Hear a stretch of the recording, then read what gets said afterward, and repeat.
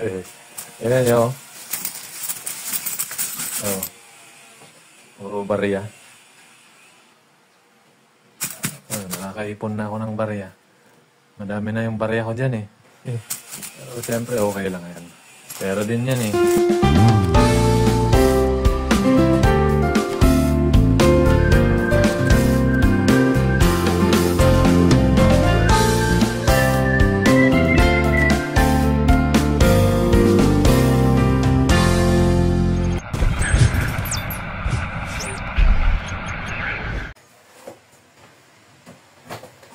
Malakas ang ulanin na ang deliver natin.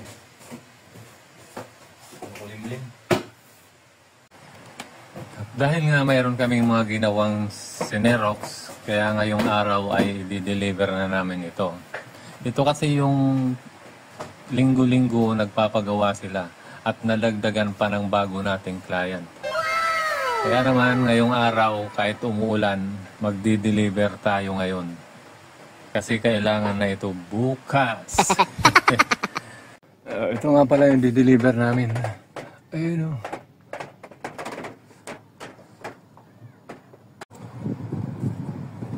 Marami tayong di-deliveran ngayon guys. Ikutin natin ang Quezon City.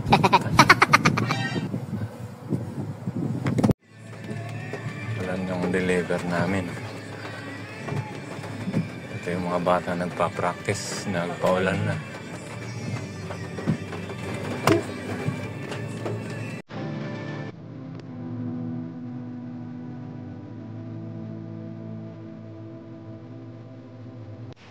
At dumaan na nga rin pala kami dito sa Pandi, Manila para bumili ng pandesal kasi masarap kainin yan pag ganitong umuulan. Lalo pag may tsokolate. Di ba? Sarap! At pinalagdagan ko nga rin pala yan para sabi ko doon sa pupuntahan namin school, ibibigay namin doon sa mga gwardiya para may merienda sila tamang-tama hapon ngayon. Kaya saktong-sakto sa meriendahan. At pagkatapos ng bumili ni Mrs., diretso na kami doon sa unang school na pupuntahan namin. At dito ibinigay ko dyan, no, sa guard, yung isang balot ng pandesal para makapagmerienda sila. Tamang-tama nagkakape ata sila. At dito nga, pinapasok na kami sa loob ng school, sa compound ng school para magbaba nung aming i-deliver.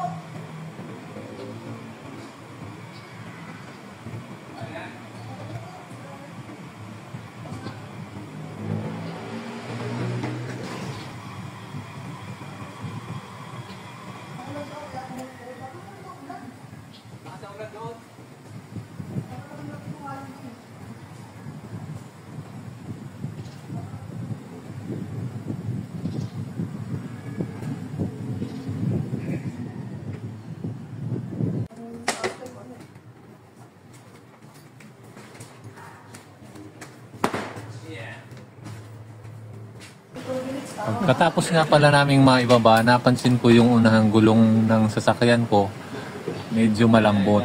Buti na lang may dala-dala ko lagi na panghangin.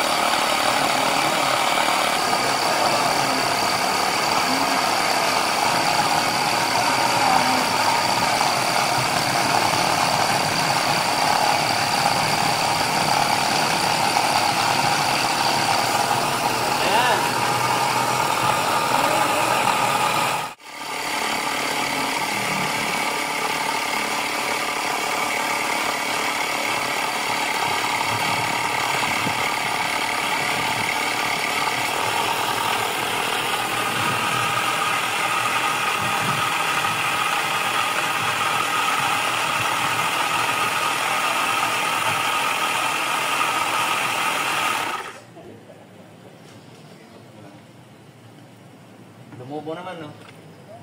Tumubo ng konti. At pagkatapos kong mapanginan yung gulong, diretso naman kami sa susunod naming school na pagbababaan ng aming mga i-deliver. Wala kang tao.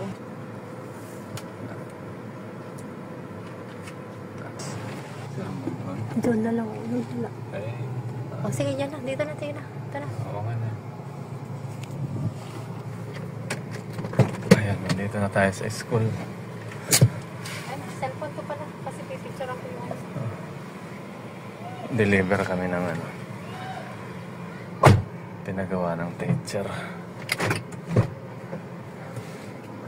Ayan. Mabigat pa to. Aray, mabigat pala. Ako na lang. Ako na kasi hindi mo alam kung saan mo nilalagay yun.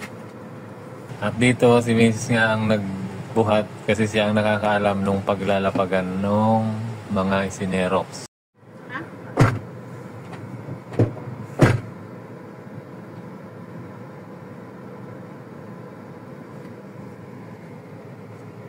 Hirap. Mabigat daw.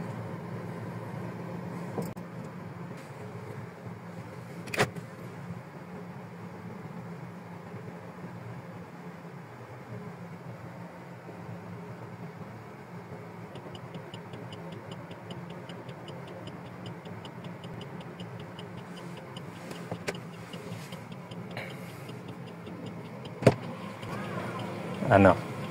Makapagod. Tara. At pagkatapos, ako naman ang magdi-deliver dahil napakataas nung aakyatin na hagdan. Tinatamad si Mrs. Ako naman daw ang mag-akyat. Kaya yan, siguradong hihingalin na naman. Salamat!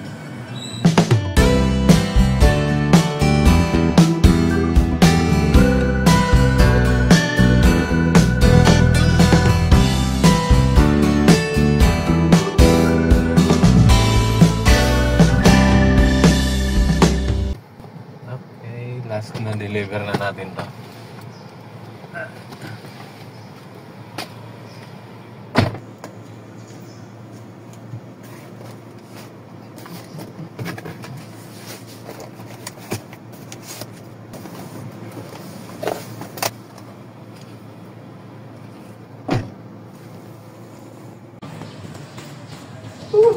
So talaga nakakapagod din, no?